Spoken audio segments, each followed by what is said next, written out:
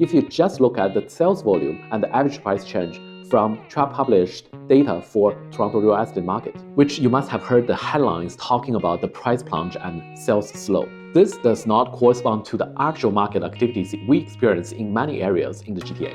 A really strange month, and if you are curious to know the details, buckle up and get ready for an exciting ride as we explore the roller coaster of Toronto housing market.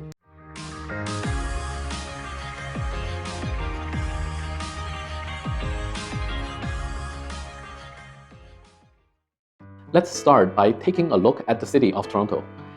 It's the first time seeing the average sales price drop below 1 million mark since March 2021. That's a 7.9% decrease year over year and a further 3% drop from December.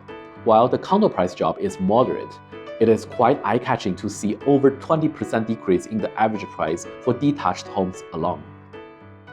And move on to York region, the average sales price is over 1.28 million, which is down 15.4% from a year ago, but 1.4% increase since December. There were only 544 homes sold, which is a record low number I don't remember seeing at least in the past 3 years. New listing numbers were doubled, but most of them came out during the later weeks in January. Welcome back to our real estate channel. I am Nick Xu, and we are here to help you maximize joy and profits when buying and selling real estate. I appreciate your support, and if this is the first time you have come to our channel, remember to like and subscribe. If you want to move to Toronto or need professional advice about home selling and buying, you can make an appointment with the link below. We at the Sun team will be more than happy to meet you in person or online. So according to the data, the market seems to be very slow if not stopped. But why are we also hearing rumors or experiencing almost a seller's market with multiple offer competition? I will start with our first open house on January the 7th in Aurora. While I was expecting to see 4 to 5 groups, which is what we constantly seeing over the last couple months, I ended up welcoming over 20 families within 2 hours. Of course, we purposely launched that listing on January the 3rd because we knew there would be very few competition. We didn't know, however, it would be met by such a surge in buyer demand. Many buyers and investors who had been holding off earlier decided to shop around a bit after the holidays, and there were only a handful of good listings out there. This increasing demand combined with a limited supply of properties led to a period of high competition among buyers. As new listings eventually caught up with demand in weeks 3 and 4 of January 2023, the market moved back into balanced territory.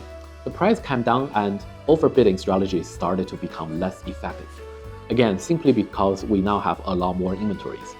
Don't get me wrong though, I'm not saying the demand will disappear again. Indeed, the market is still moving faster than the TRREB data shows. The sales numbers are still low due to the lack of good listings. And the days on market are long because many homes that had been sitting for months are now selling. I think it will be reflected in the February numbers as long as we don't see another sudden change in policy. Speaking of the policy change, the famous foreign buyer ban was finally in effect. This is not directly related to the housing market, but since a lot of people are asking us, yes, the foreign buyer ban has certain exceptions for international students and temporary work visa holders. But you have to meet all of the following criteria. With valid student visas, you must be enrolled in an approved program, have filed income tax in the last 5 years, and lived in Canada for at least 244 days per year, meaning you did not go home and study abroad during COVID. And you can only purchase one property with a value of no more than $500,000. Foreign workers with a valid work visa will have worked at least 30 hours per week for at least 3 out of the last 4 years, have filed personal income tax for at least 3 of the 4 years, and can only purchase one property, but with no value limit. On top of that, you will still have to pay 25% foreign buyer tax in Ontario if you do not become a permanent resident within 4 years. The bottom line is, exceptions come with very strict criteria, and I think in Ontario it is more useful to block the revenue for the province to receive from the foreign buyer tax. So there you have it, a closer look at the current state of the housing market in Toronto and York region. While the overall market shows conflicting signals, we know the market is recovering.